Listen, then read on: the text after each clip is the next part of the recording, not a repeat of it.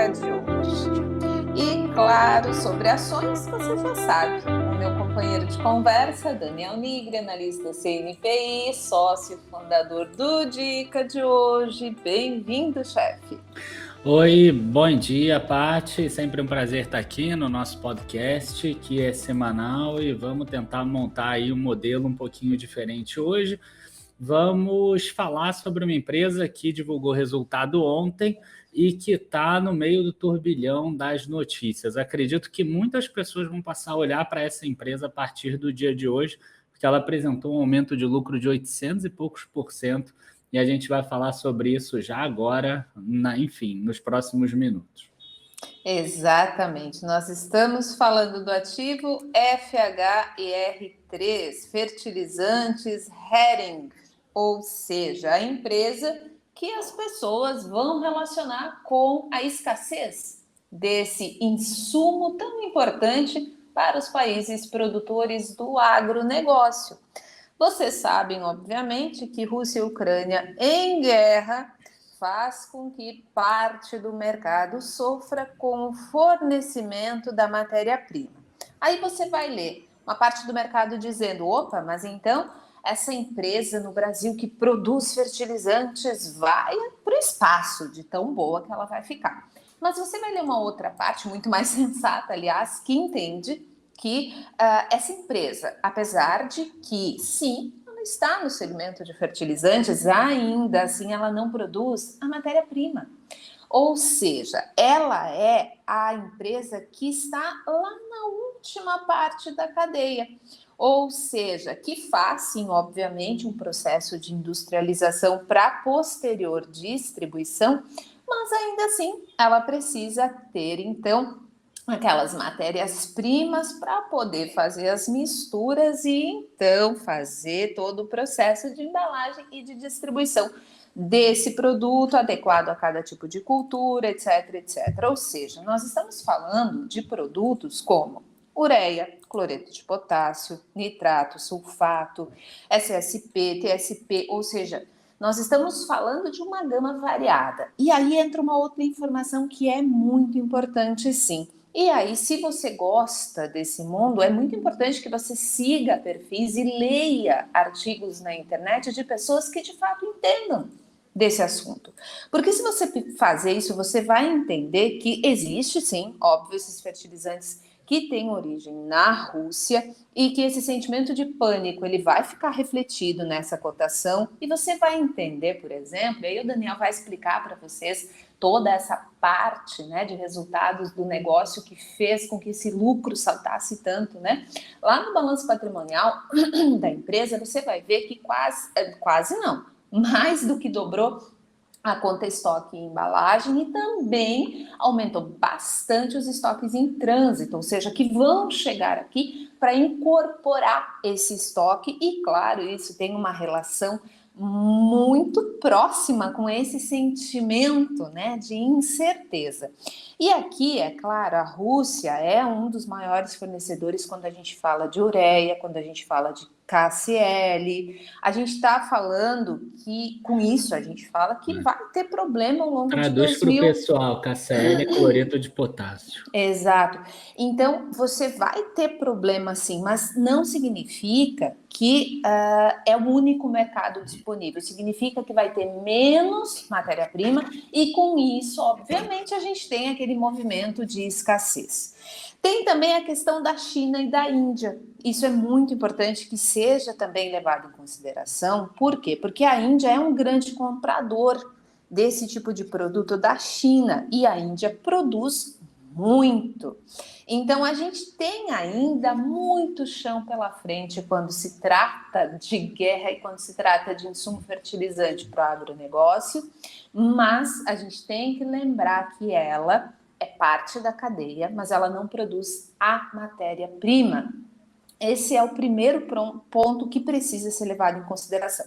O segundo, é claro, os resultados. Esses resultados vieram muito positivos. O pessoal gosta de ver lá na última linha a manchete que o lucro aumentou muito, aquele percentual estratosférico. 835,4%. Exatamente, é bom, é gostoso ler isso, ainda mais se o ativo está na Ainda tua mais carteira. com queda de 9,9% do volume, é melhor ainda. Exato, então você tem essas nuances, e aí o Daniel vai explicar para vocês dessa relação com a conta estoque, dessa relação com redução de volume, aumento do preço médio. Afinal de contas, esse custo do estoque no balanço, ele é sim contabilizado pelo custo médio de aquisição ou então de realização, qual deles for menor, no caso dessa empresa específica. Você vai ver que lá na DRE tiveram outras receitas e tiveram também questões tributárias, por conta de um planejamento, obviamente, da própria empresa, que enxerga que vai conseguir mais lucros futuros, e com isso ela tem, então, uma alíquota efetiva negativa. Mas eu acho que a principal informação que o Daniel vai explicar para vocês é justamente sobre a possibilidade de fechamento de capital. Afinal de contas, ela era uma empresa familiar, o controle passa por uma líder mundial, uma das 3 maiores empresas quando se trata desse fornecimento de matéria-prima, uma gigante do setor. E é claro, isso pode sim refletir onde? Na cotação do ativo. E aí vem aquela pergunta: vale a pena comprar agora? E claro, essas questões de preço, compra ou venda, quem vai responder para vocês é o Daniel Nigri. Boa. Bom, já é a minha vez, então vamos lá. Primeira coisa que a gente precisa pensar é o seguinte: a gente entra lá num desses sites aí, tipo Fundamentos, Guinvest Pro, e a gente vê assim: nossa, a empresa vale só 935 milhões e teve um lucro de 428 milhões só no quarto trimestre. Em 2 trimestres ela paga todo o valor de mercado dela, talvez em 3 trimestres ela pague tudo, então a empresa está baratíssima. A grande questão é por que ela está gerando tanto resultado e por que o preço da ação não subiu mais do que antigamente ele subia, né? Porque ela chegou a bater 27, 30. Eu cheguei a investir nessa empresa e vendi lá atrás quando bateu esses valores maiores. O que aconteceu é que no final do ano passado, essa é uma empresa que inclusive ela saiu de recuperação judicial agora, dia 22 de março. É uma empresa que poucas pessoas conhecem, mas que vocês vão ver e vão começar a ouvir falar a partir de hoje. Vocês vão começar a ver que vai estar aí nas rodas de conversa, então a gente já está antecipando para vocês. O que a gente está vendo aqui é o seguinte: no final do ano passado, a Eurochem, ou Eurochem, uma empresa grande lá da Rússia, ela fez a aquisição das ações do bloco controlador. Tá? Então, ela vai ter mais do que 50% das ações. E como a Fertilizantes Heringer ou Heringer ela é uma empresa do novo mercado, ela precisa seguir as regras do novo mercado. Então, qual a regra do novo mercado? Você precisa oferecer ao menos o preço do controlador para todos os acionistas minoritários. Uhum. Aí a gente entra em um primeiro problema. Qual é o primeiro problema? O valor de R$20 ele não está sendo pago à vista para os controladores. Isso. Né? Então, como é que vai fazer esse cálculo? Né? Porque a valor futuro está sendo retido 50% do valor e 50% está sendo pago. Uhum. Porque para questões futuras ou coisas do gênero aqui, eu vou até tentar abrir o que é o fato relevante. Uhum. Então, olha só, 50% aquisição à vista, que seria R$10 por ação, 15% foi retido pela compradora para fins de garantia dos ajustes de preço. Que faz muito sentido, né? Claro, essa questão toda do estoque, tudo, né? A gente não sabe qual vai ser o valor que vai ficar. E 35% do preço de aquisição foi retido pela compradora para fins de garantia de indenização a serem pagas pelos vendedores à compradora. Então, a gente tem aí uma situação que vai ser difícil da gente entender qual vai ser o valor da OPA de Tagalongo. Isso explica porque a empresa negocia hoje a R$17 e pouco. Dificilmente ela passa dos R$20. Eu estou gravando aqui 9h53, ainda não abri o mercado. Eu acredito que vai ter uma forçação para ela passar dos R$20. Tá? Depois desse resultado aqui, embora a empresa não vá pagar dividendo, porque ela ainda tem 100 milhões de prejuízo acumulado. Tá? 100 milhões que vai, na minha visão, acabar já nesse primeiro trimestre de 2022. E aí, nesse fator relevante, a empresa ela chega a falar sobre a oferta pública de tag along, que é a oferta pública de continuação, né? Aquela recompra das ações pelo mesmo valor do controlador que eu falei. Só que junto com esse aviso, ela fala que ainda vai estudar se ela vai combinar a oferta pública de tag along com a oferta pública de aquisição das ações para cancelamento do registro de companhia aberto. Ou seja, fechamento de capital. Aí eu cheguei a estudar hoje de manhã para ver se ela teria que fazer duas ofertas, tipo, primeiro a de tag along e depois uma outra de aquisição, porque a de tag along o preço está definido, é o preço que o controlador vendeu. Agora, pela lei do novo mercado, a oferta pública de aquisição de ações, do fechamento de capital, ela tem que ser feita com base num laudo econômico. Sim. E se isso demorar mais 2 trimestres, por exemplo, com preço nas alturas como está, eu acho difícil ela conseguir um laudo econômico no valor de R$20. Pelo menos é a minha visão, embora eu já tenha visto um monte de doideira dentro do mercado. Tudo pode acontecer, né? A última que eu me lembro foi da Tarpon, lá, que a gente tomou lá no Dicações. Mas, enfim, então o que a gente vê é o seguinte... O Santander lá foi comprado nitidamente, embora a gente não possa afirmar isso. Sim, claro. Mas, enfim, vamos imaginar que ela consiga esse laudo econômico de R$20. Aí ela faz as duas ofertas juntas sem problema nenhum. Se ela não consegue esse laudo econômico, eu fico na dúvida. Ela vai querer combinar as duas e oferecer mais no tag along? Eu acredito que não. Ela vai fazer em duas frentes separadas. Então, ela vai fazer primeiro o tag along e depois, talvez, a oferta pública. Sim. E aí, essa oferta pública já sairia um preço mais caro. Por isso que eu falei que hoje eu imagino que vai forçar ali nos R$20. Agora, completamente... É uma ilação minha, assim... ilação não é a melhor palavra. É uma conjectura que eu estou fazendo, porque ninguém sabe qual vai ser o futuro, o que vai acontecer. A grande questão é, se você parar para olhar só fundamentos e não tivesse essa questão da oferta pública, a ação, principalmente pelo cenário internacional, ela parece muito barata. É claro que em algum momento no futuro esse ciclo vai virar. Sim. O preço dos fertilizantes vai despencar em algum momento, assim que acabar a guerra, e muito provavelmente o estoque que ela tem vai ser um estoque caro. Então, ela provavelmente vai chegar ao momento que ela vai ter margem negativa. Só que o mercado é imediatista, né? O mercado quer saber desse período atual. Esse período atual, a empresa vai voar agora no primeiro trimestre, no segundo, provavelmente, enquanto tiver essa crise lá, essa guerra na Rússia e Ucrânia.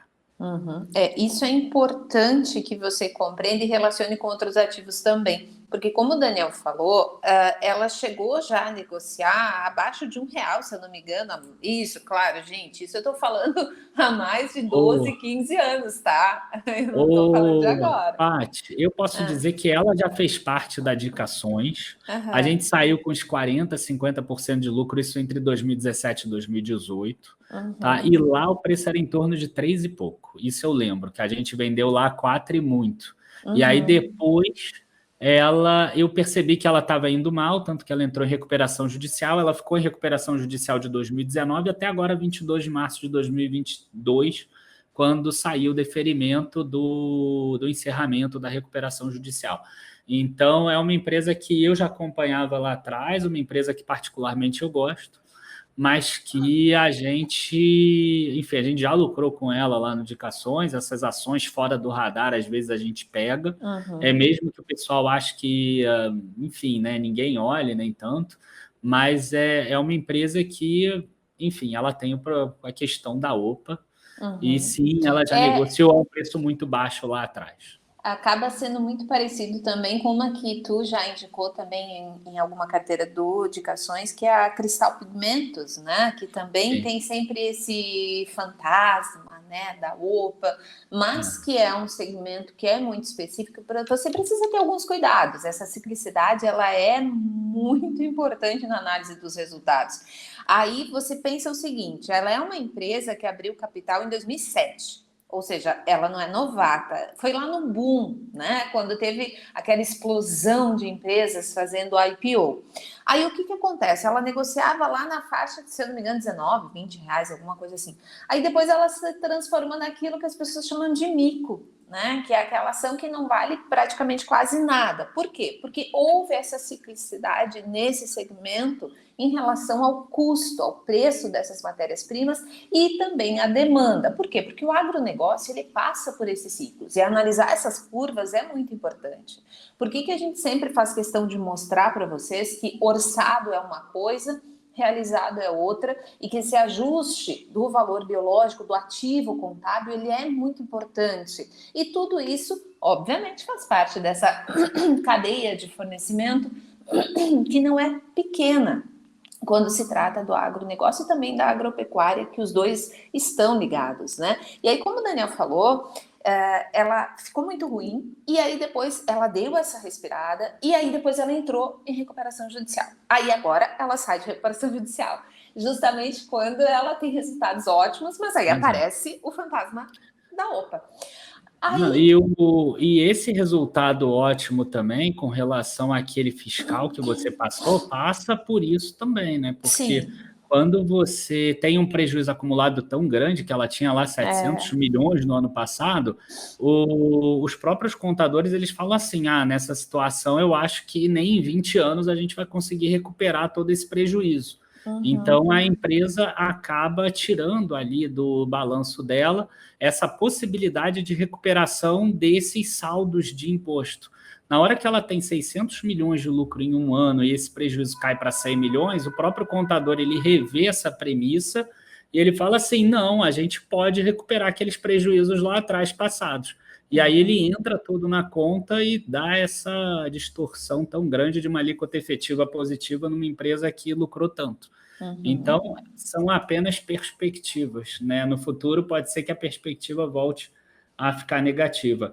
Só para antes de completar aqui, já que a gente estava falando de OPA, eu abri o estatuto da empresa, um estatuto enorme, aqui tem umas 8, 9 páginas só sobre fechamento de capital, e tem várias possibilidades, aqui tem muitos artigos, e eu acho que ela entra nesse artigo 42 aqui, tá? Que é na oferta pública de aquisição de ações a ser efetivado pelos acionistas controladores para o cancelamento do registro da companhia aberta da companhia, que é o caso, se não for apenas o tag-along, o preço mínimo a ser ofertado deverá corresponder ao valor econômico apurado em laudo avaliação, de acordo com o artigo 44 deste Estatuto Social. Então, quer dizer, é laudo econômico, tá? Sim. Eles têm algumas pós-ampios aqui, se não for o controlador fazendo o fechamento, né? Um adquirente que compre 20% das ações,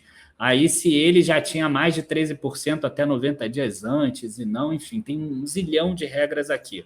Mas o controlador fechando, e no caso a Euroquem vai virar controladora, pelo menos esse seria o meu entendimento, seria uma oferta pública no laudo econômico normal, como seria qualquer oferta pública de novo mercado.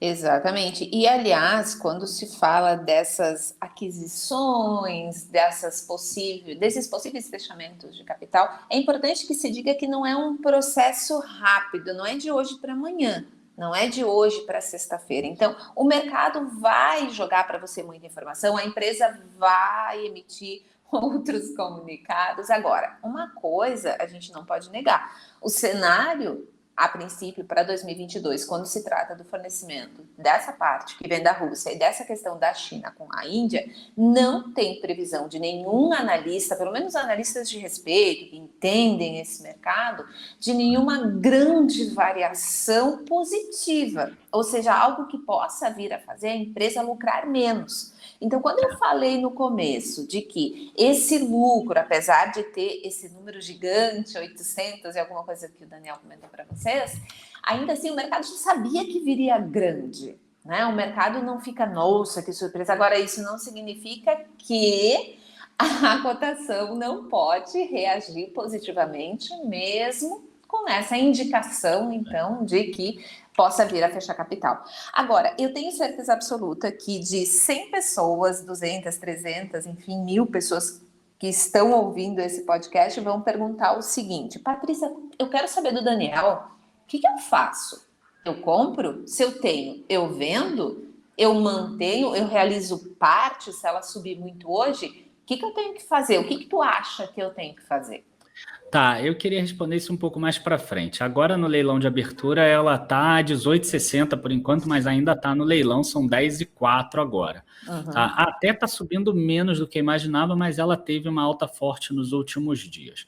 A grande questão é, a gente tem a trava ali dos R$20. Você chegou a citar Cristal Pigmentos. A Cristal Pigmentos foi uma empresa que estava divulgando bons resultados. É uma empresa diferente, que é uma empresa que já tinha lucro lá no balanço, então ela pagava dividendos e tudo, mas ela tinha um fantasma de uma OPA R$12. Esse fantasma acabou, né? A Tronox, que acabou comprando ela, não conseguiu fazer essa OPA para deslistar a ação. Isso aconteceu também com a Unipar, né? Lá atrás, que ela também não conseguiu. Eu vejo algumas similaridades aí com a Fertilizantes Hering. Eu também. Se a Eurochem não aumentar esse preço, igual, por exemplo, a Gol também tentou fazer isso com as Miles, fechar com valor muito baixo. Sim. Aí os acionistas não aceitaram. Ela aumentou o valor e conseguiu fechar o capital. Isso pode acontecer. Tá? A R$20, eu acho que eles não vão conseguir fechar, porque os próximos 2 trimestres devem vir muito positivos. Então, ela vai oferecer o tag along, porque é obrigatório oferecer o tag along. Quem quiser fechar a 20 vai fechar. Talvez isso trave o preço da ação, então, para quem é meio impaciente, pode acabar chateando um pouco, mas, na minha visão, é uma empresa que, para pegar um curto prazo aí, pode ser uma empresa bastante interessante. Tá? Mas eu queria aproveitar para falar um pouco sobre o mercado em si, ao invés de falar só sobre se vale a pena, se não vale a pena e etc., porque ela divulgou alguns números que são muito legais aqui com relação ao próprio segmento todo no Brasil, do agronegócio, na apresentação de resultados. Quer ver? Ela é uma empresa que, enfim, né, ela agrega valor e fabrica o fertilizante. Ela compra algumas matérias-primas, né, e evolução do preço das matérias-primas importadas, né? Os principais dela, ureia, cloreto de potássio, MAP, MAP. A gente vai ver aqui que em dólar, tá? Olha só para vocês terem uma ideia. A ureia subiu 205% no ano passado. O cloreto de potássio 225% ano passado e o MAP 116% ano passado. E isso ainda não tinha guerra na conta. Quer dizer, com a guerra é mais ainda. Tá? Então, esse é um ponto que é importante da gente ter em mente. A gente sabe que o Brasil tem aumentado a quantidade de terra plantada, de área plantada. Né? Então, na safra lá 2013 e 2014, ela chega a citar aqui que o Brasil tinha uma área plantada de 57 milhões de hectares. É isso? Sim, em 1.000 hectares. E agora 72 milhões de hectares. Nos últimos 2 anos, subiu de 65 milhões de hectares para 69 para 72 milhões de hectares. O que acontece? Você, quando aumenta a quantidade de área plantada, você precisa de mais fertilizante. Então, o Brasil hoje, ele utiliza, né, para essa safra, essa é a expectativa de 45,9 milhões de toneladas de fertilizante, para conseguir uma produção esperada de 265 milhões de toneladas, isso somando todas as culturas, tá? Dados do Conab aqui, que eu estou tirando da própria apresentação da Fertilizantes Hering. O Brasil hoje produz apenas uma fração desses 45 milhões, e ela coloca esse número aqui também, o que é bem interessante. Ó. O Brasil produz 6,99 milhões de toneladas. Então, quer dizer, de 45,9, o Brasil produz 7. 38 milhões é importado. Então, o Brasil depende muito desses players de fora. né? Aí a gente tem Oriente Médio ali, como você falou, da parte da ureia. A parte do potássio vai ficar muito mais focado na Rússia e na Ucrânia. Então, na minha visão, o cloreto de potássio vai trazer um problema maior, talvez tenha uma alta um pouco mais forte, talvez até já esteja tendo, mas eu não sou especialista na área. E aí é onde entra a Heringer, né? Quanto foi a produção da Heringer, da fertilizantes Heringer em 2021? 1.491.000. Então, se a gente pegar a proporção dela em relação a todo o consumo nacional, ela tem aí uns 3%. Se a gente pegar em relação à produção do Brasil, ela já tem uns 20%. E aí a gente vai assim, mas aumentar essa capacidade deve ser difícil. A empresa hoje tem uma capacidade instalada para 4.225.000, né? Então é muita, por toneladas, né? Então é muita coisa. Agora, o que trava ela, né? Aquilo que você sempre fala, é a questão da armazenagem. Ela só tem 638.000 toneladas de armazenagem. Então, quer dizer, ela também não tem como ficar aumentando a capacidade de unidade dela, porque ela vai acabar gastando lá na armazenagem. Aquela questão do déficit de armazenagem que você vive falando e que eu vivo falando que isso não vai se resolver. Mas, enfim, a gente vê aqui mais um gargalo que existe na nossa indústria. Se a gente pegar só a capacidade instalada e ela pagar o valor que for na armazenagem e ela conseguir essas armazenagens, ela poderia subir essa produção dela de 1.400.000 para 4.200.000. Só que ela tem que fazer isso sem perder margem, né? Esse que é o grande desafio. E eu acho que é muito importante você lembrar sempre que isso que o Daniel falou vai interferir nos próximos resultados. Por quê? Como a gente falou da conta estoque, se tu parar para analisar que tu tem um gráfico que continua empurrando o preço para cima por conta da escassez e da incerteza, você vai ter um custo contabilizado de uma aquisição menor do que a provável performance desse preço em 2022. Ou seja, o que ela vai cobrar aqui dentro vai também acompanhar a evolução desse preço lá fora, mesmo que ela já tenha feito essa aquisição, o famoso, entre aspas, se preparar mesmo para a guerra, né? Se tu sabe que o teu mercado está sedento pelo produto, vai demandar muito aquele produto, afinal de contas, ninguém vai parar de plantar, e como o Daniel comentou, pelos dados da Conab, existe uma expansão de terras produtivas, não apenas de aumento de eficiência, nas que já existem e são produtivas hoje.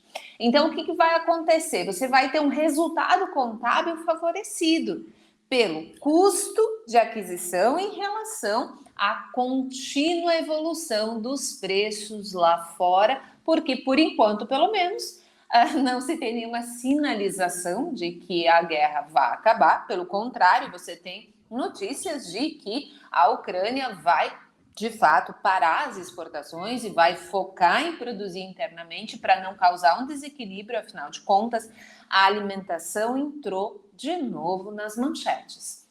Isso. Claro que e uma coisa que é importante é que a alimentação ela nunca foi um equilíbrio quando se fala de mundo, mas ela piorou muito.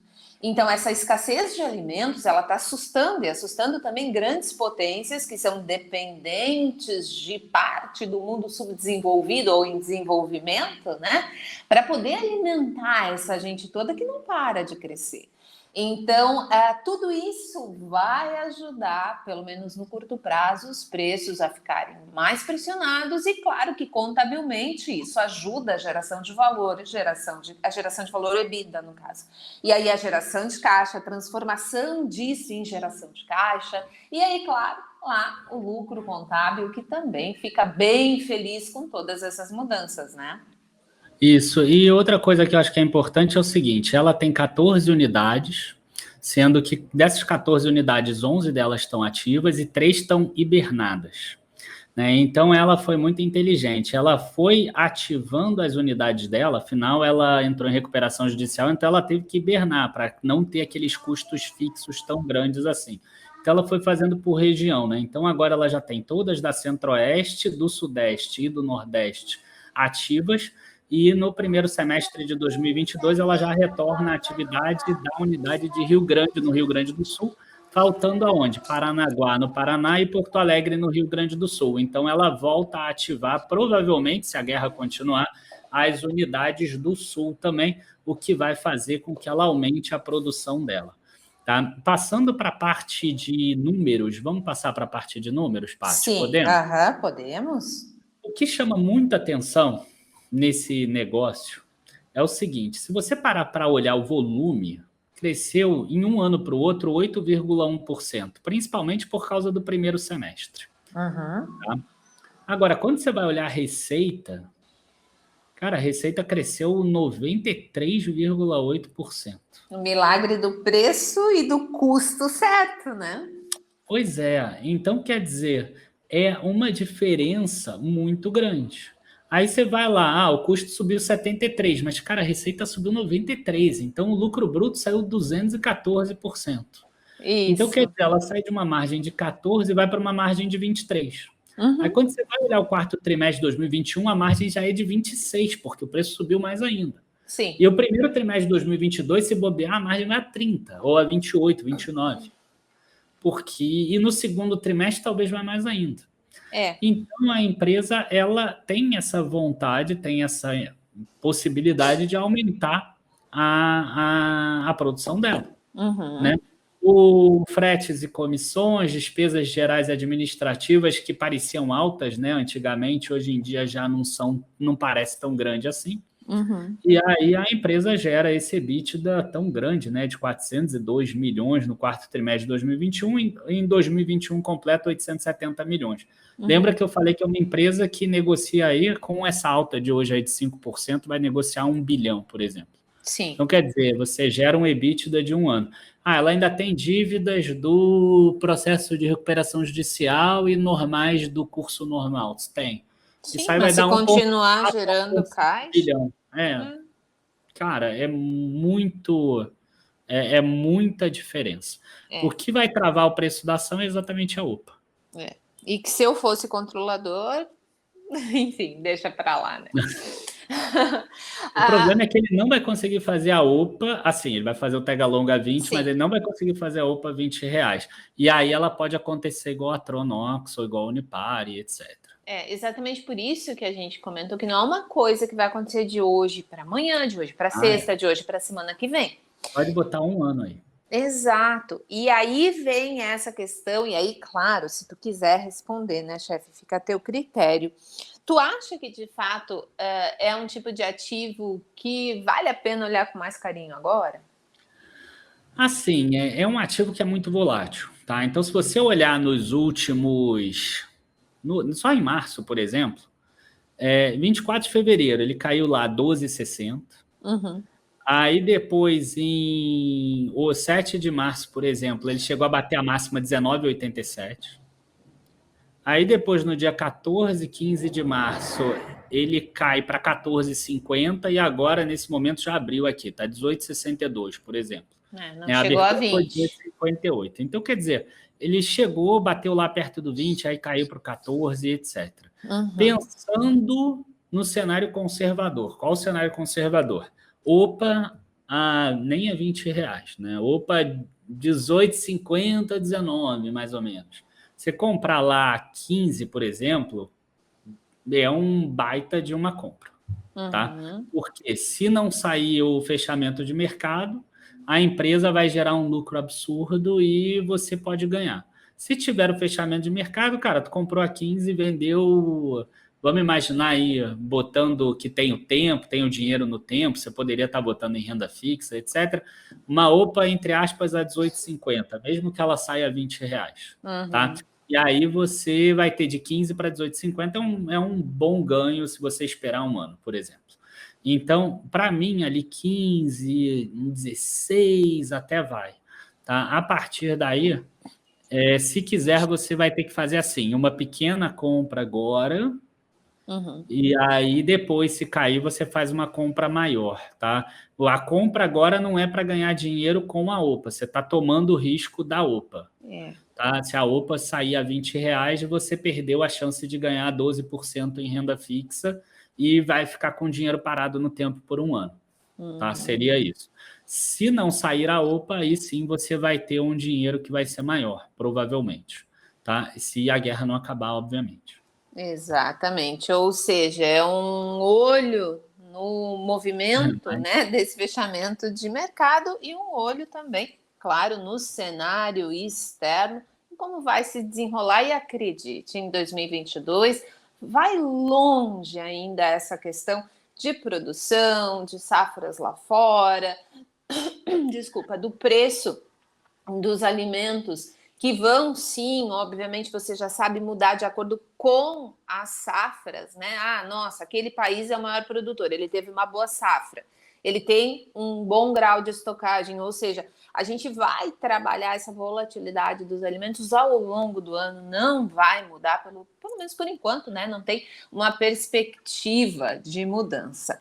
Isso. E tem uma outra coisa, o dólar agora está caindo a 4,72, e isso é algo que pode, por um lado, aí atrapalhar a empresa, pelo menos na minha visão atrapalha, porque assim, reduz receita porque ela vem de Brasil, talvez, mas reduz custo também, né, lá de fora. Na minha visão, atrapalha porque ela está com margem positiva, tá? Não sei a tua visão, mas na minha visão atrapalha essa queda do dólar. Ela iria ter uma dificuldade maior de gerar essa receita quando converte isso para o real, então essa diferença ficaria menor, pelo menos na minha visão. A questão aqui, principalmente em relação aos custos, né? Então, sim, mas aí você precisa pensar assim, nossa, vai ter uma variação, se ela continuar, obviamente, fazendo grandes compras, ou se ela continua fazendo grandes compras ao longo desse primeiro trimestre de 2022, quando o dólar recuou, e claro, se isso vai continuar, se vai se manter, e aí é aquele velho ditado, né, que é muito difícil tu prever o comportamento do câmbio, mas tem reflexo, inclusive já tem jornais, especialistas, economistas falando sobre os resultados do primeiro trimestre de 2022, que podem vir impactados sim por esse preço médio menor do dólar, ajudando algumas empresas, inclusive o Daniel escreveu sobre isso no relatório de sábado, quando ele fala que as empresas do mercado doméstico tiveram uma valorização maior do que as dependentes do mercado externo, que tem relação direta com o câmbio,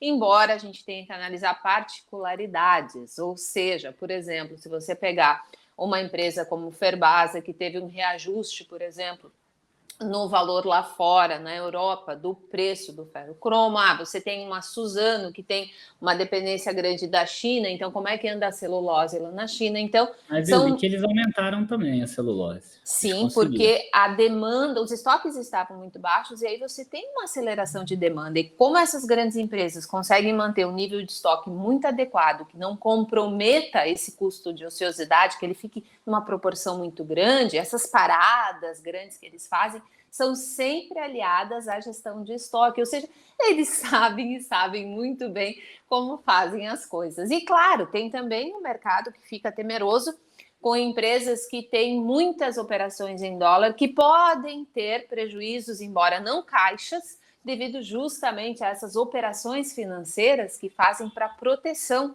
E também, claro, é sempre uma coisa que acaba mexendo com a cotação. Para a gente não se estender...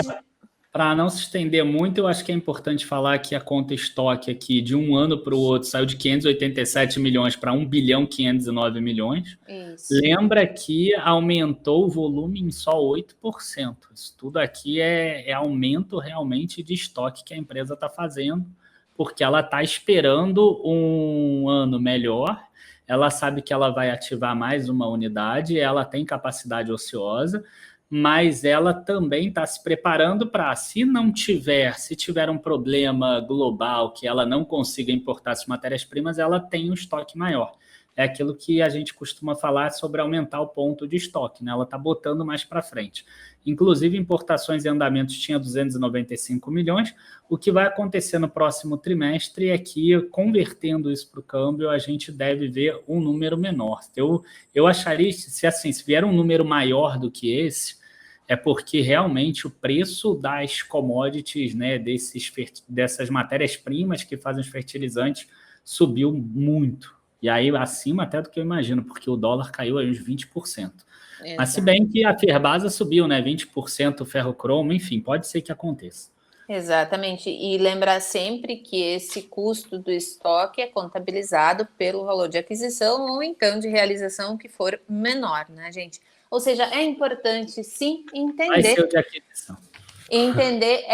essas variáveis para Agora. poder então reduzir esse risco de ciclicidade do ativo. Mas eu acho que ficou bem claro o que o Daniel falou em relação a você que tem interesse em comprar ou você que quer manter ela em carteira, que adquiriu de repente a um preço menor, entendeu que existe essa possibilidade, como é possível ganhar se de fato acontecer esse fechamento de capital, mas que não é para amanhã, né?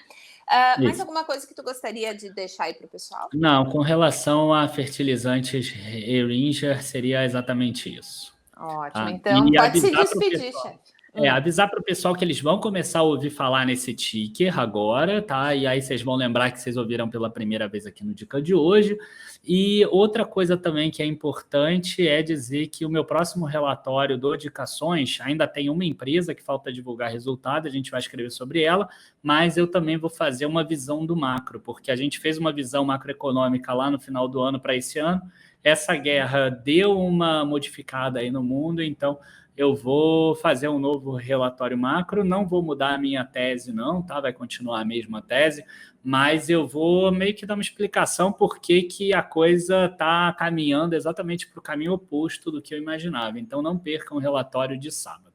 Exatamente, é um relatório sempre muito aguardado de cenário macroeconômico, assim também como aqueles relatórios onde o Daniel mostra para vocês aquelas os possíveis resultados, né? As projeções que ele faz, a comparabilidade dos resultados em Esse vai ser janelas mais final de abril. diferentes. Exatamente, o pessoal gosta e gosta muito desses relatórios. Mas eu vou dizer uma coisa. Esse relatório macro, ele é muito legal, eu boto a minha ideia, só que eu errei tudo nesses primeiros 3 meses e a carteira está rendendo mais do que o Ibovespa. Isso é importante deixar claro. Né? Porque na hora que você chega num ponto que você tem a tua ideia, você tem o teu racional, mas você sabe que você pode ser enganado por algum viés comportamental, na hora que você sabe que você pode errar e você tem proteções dentro da carteira que vão contra a tua tese, você consegue isso. Você, em um cenário que você erra tudo, você meio que empata e ganha um pouquinho do índice, e no cenário que você acerta, você pega e dispara em relação ao índice. Então é importante deixar isso claro também. O Daniel errou tudo, ele é burro. Para quem vê só o conteúdo gratuito, ele mas para quem vê o conteúdo pago, percebe lá que a gente está conseguindo render mais do que o Ibovespa, diferente do que muitos fundos aí e outras empresas que não conseguem e que não fazem tese nenhuma. Então, toma cuidado com esse viés teu agora comportamental de ficar tentando analisar o Daniel pelo conteúdo gratuito também.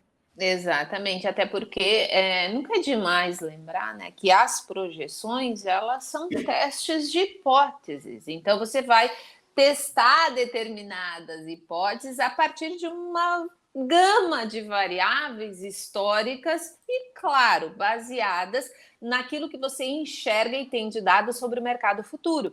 Então, por exemplo, hoje, como está o contrato futuro? Vamos pensar no trigo.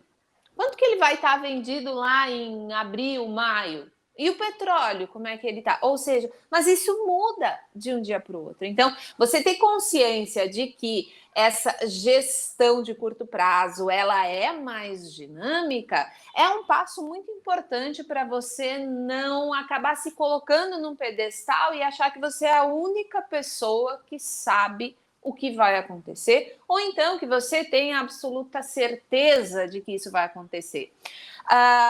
Guerras acontecem, infelizmente, pandemias acontecem, infelizmente, ninguém previa, as coisas aconteceram, e ter, como é que é aquela frase, agora me deu um branco, esqueci, mas é uma frase tão boa que diz que quando você se protege das suas próprias certezas, você começa a errar menos. Então, isso é muito importante. Esse viés comportamental, por mais que muita gente não goste, né? Porque acha que, encheção de linguiça. Por que falar isso? Que bobagem. Tudo o que tu faz tem uma grande influência de como tu pensa sobre aquele assunto. Então, e é muito importante levar isso em consideração.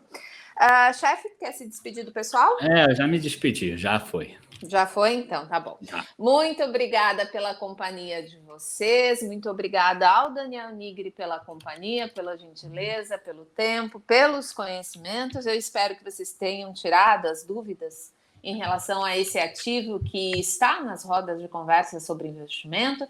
E, claro, a gente volta num outro podcast para fazer aí um giro de mercado sobre as principais notícias dessa semana e como elas podem impactar os teus investimentos. Muito obrigada pela companhia, um abraço e até o próximo podcast. Tchau, tchau, pessoal.